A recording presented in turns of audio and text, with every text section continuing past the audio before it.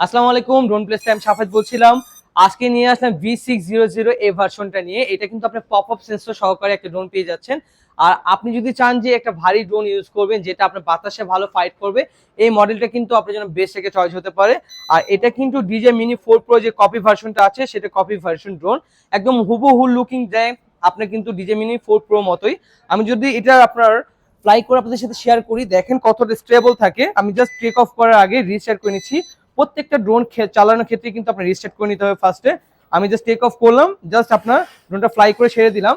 আপনি স্টিল দেখেন ড্রোনটা কিন্তু একই জায়গায়, স্টিল এক জায়গায় কিন্তু আপনার স্টেবল আছে।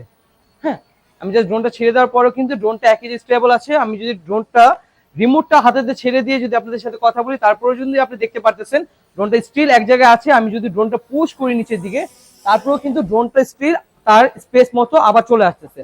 তো সবাই ভালো থাকবেন। যদি এই ড্রোনটা অর্ডার করতে চান তাহলে আমাদের স্ক্রিনে দেওয়া নাম্বার যোগাযোগ করতে পারেন অথবা আমাদের হোয়াটসঅ্যাপে কন্ট্যাক্ট করতে পারেন। তো সবাই ভালো থাকবেন, সুস্থ থাকবেন এই কামনা করছি। আসসালামু আলাইকুম।